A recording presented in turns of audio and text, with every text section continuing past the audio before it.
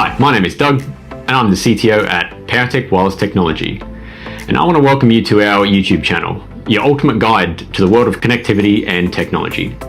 I'd like to introduce you to our new Tech Talk Thursday series, where we will learn how technology is transforming the world. And today we'll start from the essentials, 4G versus 5G. What is the difference? At its very basics, 4G, sometimes called LTE, is a mobile communication standard that is based on an all-IP network architecture. All IP means that devices communicate with IP addresses, no different to how devices communicate over Wi-Fi or how two computers connect over the internet. This is a huge change compared to older mobile networks like 2G and 3G, which were based off circuit switching like a telephone exchange. This made a lot of sense back in the days when phones were only used for voice calls. These days, data is everything. In fact, nobody even bothers to build voice and text anymore. How much you pay is based on how many gigabytes of data you need. 4G was the first network standard to be developed with an internet-centric focus. Not only was the network architecture flattened through its all-IP approach, but tailoring the transmission technology around data packets meant that the transmission schemes could be broken down into blocks and time slots. This made it much easier to flexibly schedule users for maximum data speed, meaning if you were the only one using the tower, you could in fact use every available resource block. Telstra launched Australia's first 4G network in 2011. 4G delivered a huge increase in data speed by using a 15 MHz wide channel of the 1800 MHz band.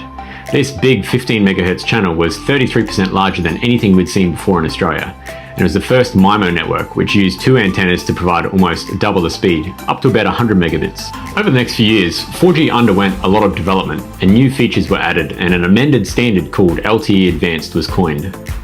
The big feature of LTE Advanced was something called carrier aggregation, the ability to use multiple frequency bands simultaneously.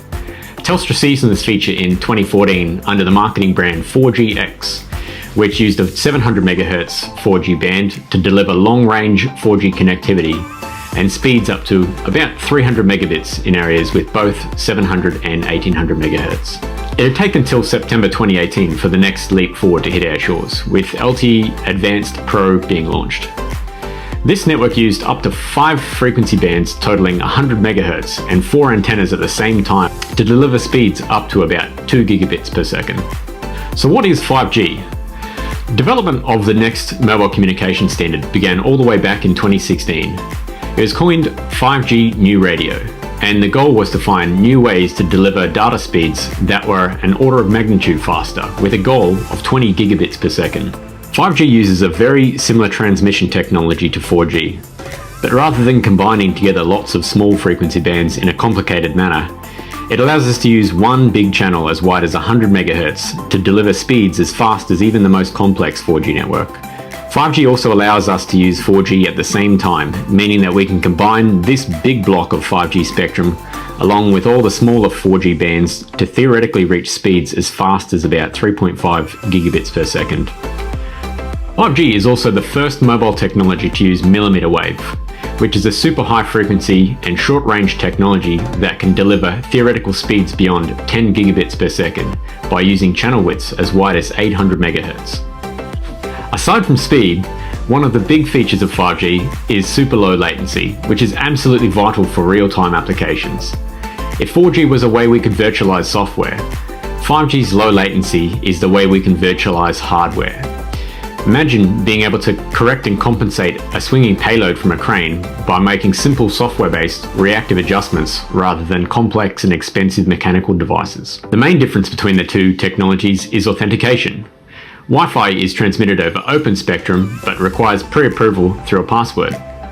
Mobile is the reverse. It is transmitted over private spectrum but can be openly accessed by anyone walking in range. The range of 4G and 5G are also far greater. This is because privately licensed spectrum allows the owners like Telstra or Optus to broadcast at much higher power levels. Until recently, mobile and Wi-Fi were technologically quite different. With the latest Wi-Fi 6 standard, the two are becoming remarkably similar. There may come a point in the next couple of decades where Wi-Fi and mobile merge into a common wireless standard. So how often do we see a new generation coming up? About once every 10 years, a new generation is released.